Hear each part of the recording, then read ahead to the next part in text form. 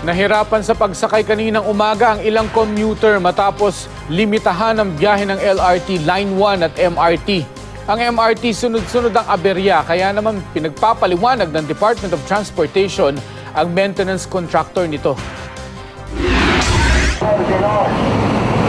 Ang inaasahan sanang mabilis na biyahe ng mga pasahero sa LRT papunta sa kanilang mga lakad. Tumagal dahil sa haba ng pila sa mga istasyon. Gaya na lang sa Roosevelt Station ng LRT Line 1. Mahaba ang pila mula footbridge ng Muñoz hanggang escalator. Wala naman sila sinabi na kung ano yung nangyayari. Ganito rin ang eksena sa Balintawak Station. Pati sa Monumento Station. Wala sinabi yung guard? Wala naman silang sinasabi. Basta tuloy-tuloy lang ang pila eh. Wala namang nasabi na kung ano nangyari. Siyempre, yung gusto makarating sa pupuntahan, tsatsaga na lang. Kaya ang ilan walang nagawa kundi sumakay na lang ng jeep kahit siksika na. Ayon sa pamunuan ng LRT, nilimitahan nila ang biyahe kaninang umaga dahil sa aberya. Bunsod raw ng malalakas na ulang naranasan kaninang madaling araw. Pasado alas 8 na ng umaga nang maibalik sa normal ang operasyon. Pansamantala ring naantala ang biyahe ng MRT-3 kaninang umaga. Mula North Avenue hanggang Shaw Station lang ang biyahe, pero naibalik naman sa normal ang operasyon pasado alas 6:30. Ayon sa pamunuan ng MRT, dahil ito sa problema sa riles.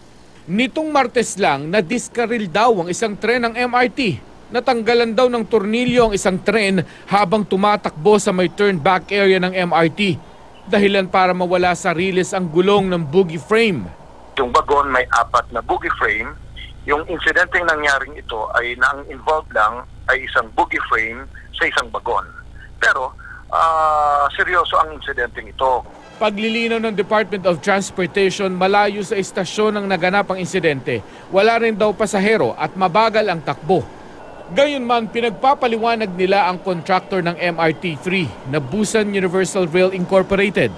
Sinulatan natin ngayon yung Busan contractor na magpaliwanag within 7 days why their contract should not be terminated.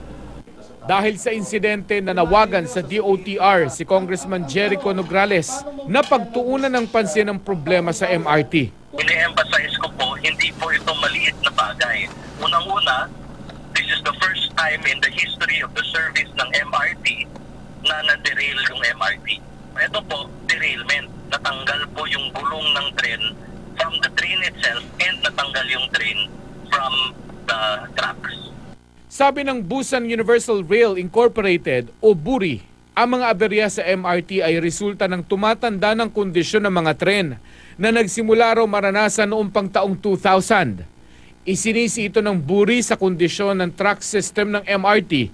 Ginagawa raw nila ang lahat para matiyak ang kaligtasan ng mga pasahero.